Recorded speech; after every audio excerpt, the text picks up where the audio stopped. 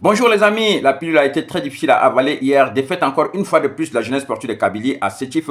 La GSK s'est fait goumer hier 1-0. Beaucoup de supporters m'ont dit avant le match que la GSK allait se faire marcher dessus. Moi, j'avais encore l'espoir. J'ai cru en cette équipe, mais finalement, l'équipe a sombré. L'équipe a été battue 1-0. Pourtant, en première mi-temps, ils ont quand même montré une envie, une volonté de jouer. Mais toujours dans cette première mi-temps, c'est l'entente de Sétif qui a eu les occasions sûres pour scorer. Voilà, il y a Gaya Merba qui s'interpose pour barrer un ballon à la 39e minute. Et puis dans la foulée, le ballon a été repris. Heureusement que Nechat était sur la ligne pour sauver. Donc il y avait cette occasion-là déjà. Peu après, il y a eu un coup franc dangereux qui a été botté. L'équipe de la GSK est toujours fébrile dans les coups de pied arrêtés. Alors le défenseur de l'entente de Sétif monte plus haut que tout le monde. Boubacar, il dévie le ballon, mais le ballon passe légèrement sur la barre transversale. Tout le monde était battu, y compris Gaya Merba. Et là, c'était déjà un avertissement. Et finalement, en deuxième mi-temps, ce même Boubacar va venir placer une autre tête sur un autre coup de pied arrêté. Comme l'équipe est vraiment très laxiste sur le coup de pied arrêté,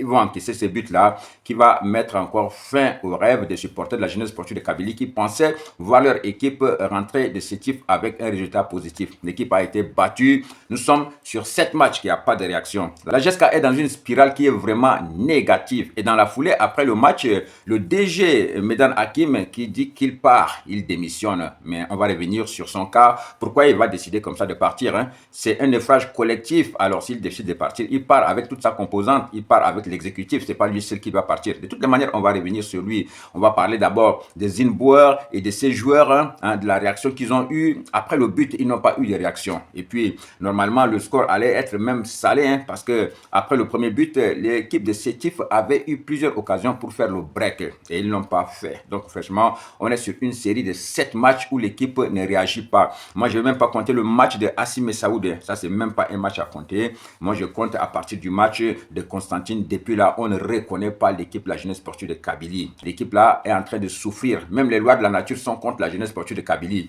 Le ballon ne roule plus dans le sens de la jeunesse sportive de Kabylie. Rien n'est réussi à la jeunesse sportive de Kabylie. Les joueurs ne se créent pas les occasions de but. Et même s'ils ont les occasions de but, ils ne les transforment pas. Même les pénaltys, on les rate à la jeunesse sportive de Kabylie. Moi, je crains même qu'ils peuvent dribbler le gardien. Poteau vide, ils ne marquent pas. Donc, en ce moment, rien ne marche pour la jeunesse sportive de Kabylie. Donc, moi, je pense que ce problème-là, il est extra sportif. Il faut essayer de trouver une solution à ce problème-là. À mon avis, il faut faire une conférence de la jeunesse sportive de Kabylie, réunir tout le monde, ramener les supporters. On doit vider le sac, on doit régler tous les problèmes pour permettre à l'équipe de se libérer et puis de jouer. Parce que moi, je pense que ça, c'est extra. C'est tous les problèmes qui sont autour du club là qui font que rien n'est réussi au club. Maintenant, si on tient compte de la logique, là, Zinbouer, là, moi, j'ai très peur de sa décision. Zinbouer risque de démissionner. Parce que c'est ça la logique. Un entraîneur, un vrai professionnel, tu es sur 7 matchs, tu n'as pas de résultats dans un club comme la jeunesse sportive de Kabylie, tu dois venir déposer ta démission. Et ça, c'est clair. Voilà. C'est ça qui va lui garantir son avenir. Parce que là, beaucoup vont voir que non, le recrutement n'a pas été bien. L'équipe a été vidée de ses meilleurs joueurs. Donc voilà, il n'a pas eu les joueurs qu'il voulait. Ça ne l'a pas permis d'atteindre les objectifs. Donc il a démissionné. De cette manière-là, l'entraîneur va encore avoir un peu de crédibilité. Parce qu'il y a beaucoup d'équipes qui courent après Zinbouer actuellement. Donc voilà, le fait qu'il va démissionner va vraiment le rendre libre. Et après, il va mieux négocier. Ce qui est sûr, tous ceux qui conseillent Zinbouer maintenant vont lui dire tout simplement de démissionner. Et maintenant, je vais arriver sur les joueurs. Même les joueurs là, la majorité, ils doivent partir au mercato. Ils doivent quitter l'équipe pour essayer de donner la chance aux jeunes. Parce que moi, c'est pas la peine même d'aller faire des recrutements conséquents. Il faut essayer de lancer les jeunes là.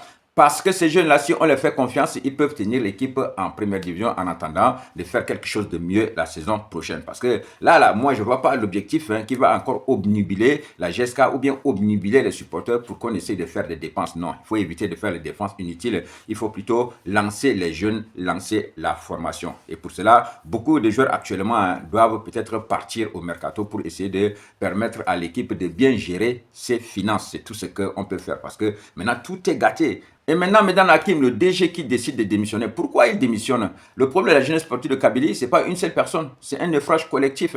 Si lui décide de partir, il doit se concerter avec son bureau. Donc l'exécutif doit vraiment rendre le tablier. Et ils doivent déposer, ils doivent partir. Voilà. Et tous ensemble, ce n'est pas une personne qui va partir, ça ne va rien résoudre. S'il part seul, ça veut dire que maintenant, il vient encore ajouter des problèmes. Maintenant, on est obligé de chercher quelqu'un pour le remplacer à la volée, comme ça, quelqu'un qui ne maîtrise pas bien tout ce qui s'est passé depuis le début de saison. Donc ça risque d'être compliqué.